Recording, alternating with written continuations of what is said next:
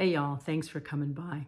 I want to talk today about friendship and making and keeping friends after 50. I think this is the hardest time of life to make friends.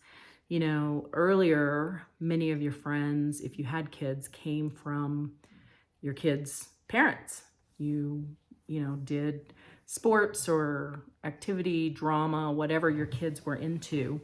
You were the parents and you hung out together, and that was kind of your unifying factor. Some of you live in great neighborhoods where you have neighbors that are good friends. I think I've always been one of those weird ones that only has a few good friends. And I do not, I will say that I think having a few good friends to me is much more preferable than having a bunch of friends that I don't feel like I really know.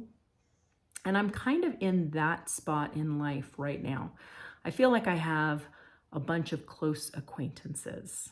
So, the phrase that my mom always said comes to mind right now, and that is, to be a friend, to have a friend, you need to be a friend.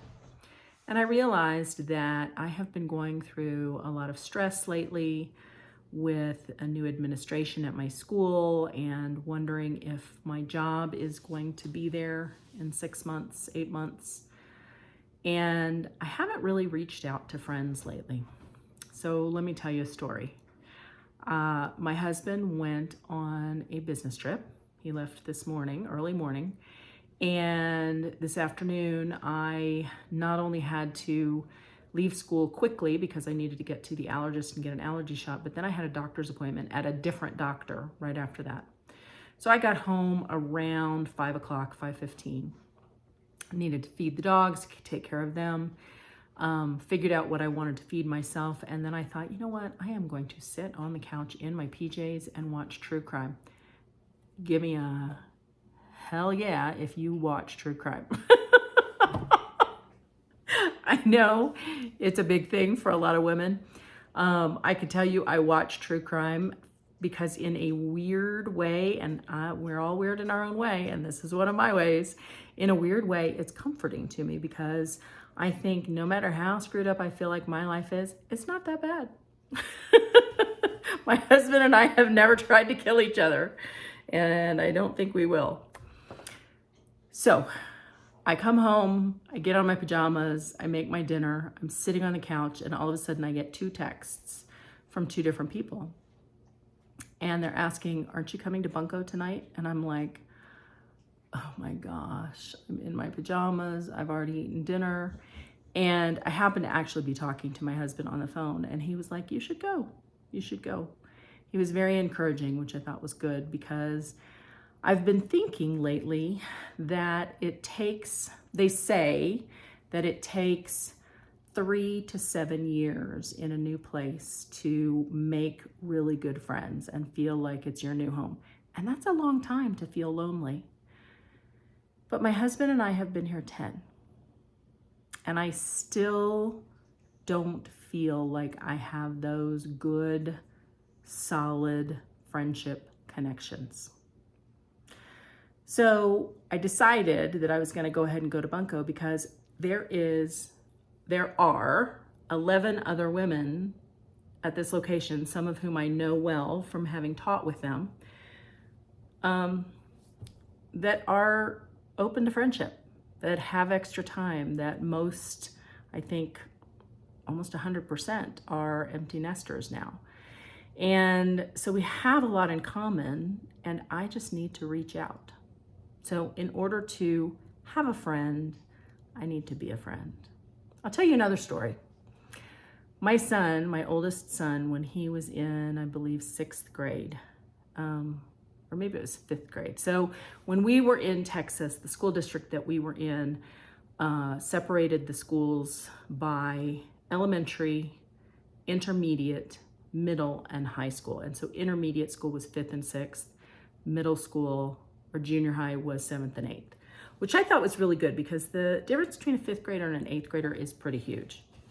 Anyway, So he was in 5th grade, and he was in a class where the teacher would have them find new seats every month. First day of every month, they would pick up all of their stuff, move to a new seat. And there was a very popular kid in class. Everybody wanted to sit next to the popular kid. And so my son came home one night and he was very upset.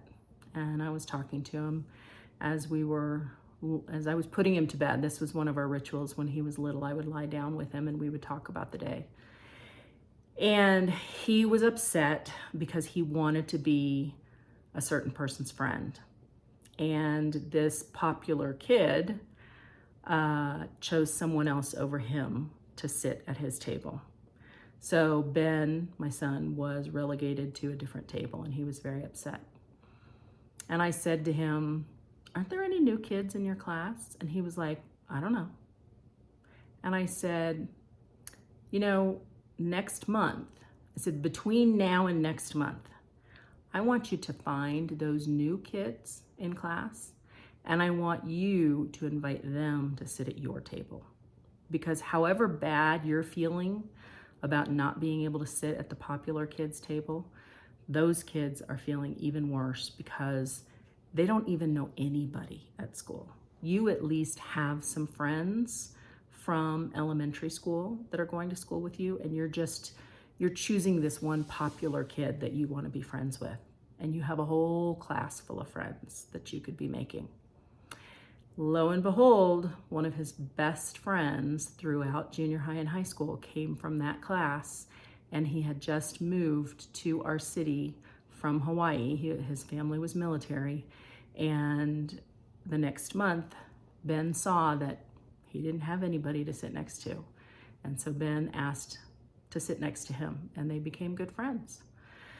So I think the lesson here, for me at least, and maybe for you too, is in order to have a friend, you need to be a friend. So I need to be better with looking around me and finding those people that need friends just like I do and reaching out a hand to them. And I think that will make a difference not only in their lives, but in my life. Take care.